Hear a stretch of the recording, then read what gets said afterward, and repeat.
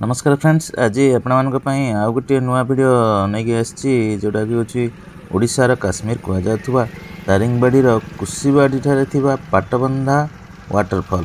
यही fire station छकरू प्राय 7 kilometre गले पड़ो यही वाटरफॉल। प्रकृतिर अद्भुत सौंदर्य भरपूर थिबा यही जलप्रपातटी पर्यटक मानक बेस आकृष्ट करिथाए। आसंतो जलप्रपात निकट को जिबा। देखंतु आमे एठारे एंट्री टिकेट 20 टंका दे टिकेट काटिलु। चलंतु एबे जिबा। देखंतु एठारे पार्किंग पई पर्याप्त जगह अछि। एही गछ तळे आपण पार्किंग करि परिबे।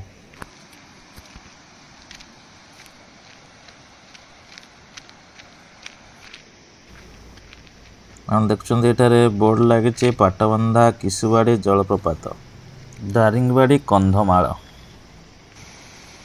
एटी किछि जलप्रपात नियम लिखाई निर्दिष्ट नियमावली कौन कौन सब लिखाई आपड़ एठा पढ़ी पारे। चलते एवं जीवा जलप्रपात निकट को। देखो बहुत सुंदर है।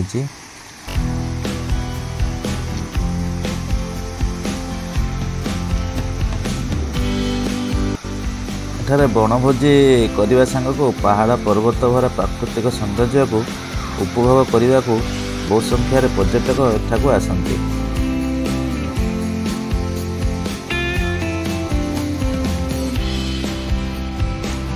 कुळुकुळु नाद करी बोई जाउथुवा झरणा देखिबा सह एठाकार विविधता को उपभोग करिया पई बहुत संख्यार पर्यटक एठाकू आसंती।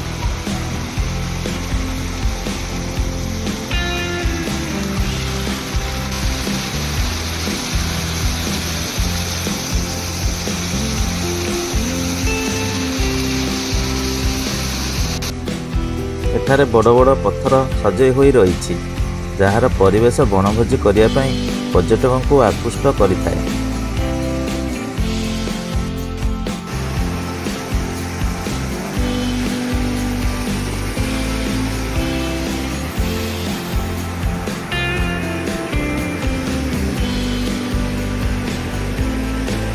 यह स्थानटे घंच जंगल एवं पहाड़ द्वारा घेरी रही। यही झरणार जल पत्थर उपर दे प्रवाहित होती। देखो यही स्थान को आसिले जड़े प्रकृति प्रेम निश्चित बांधी हो पड़ो।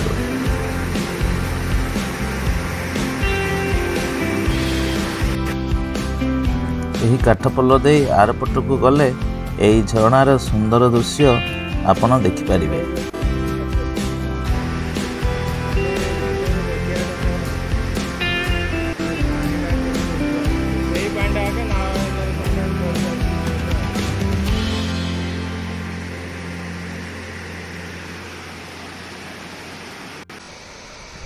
देखंतु एठारे जल तलकू कुळुकुळु होई बोई जाई एक रोमांचकर दृश्य सृष्टि करुछि।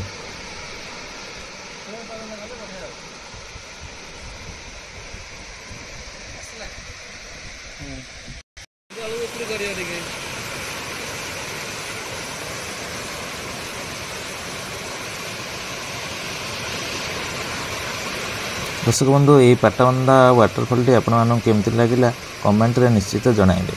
आउ चैनल रे नुआ थिले चैनल को सब्सक्राइब करिवे।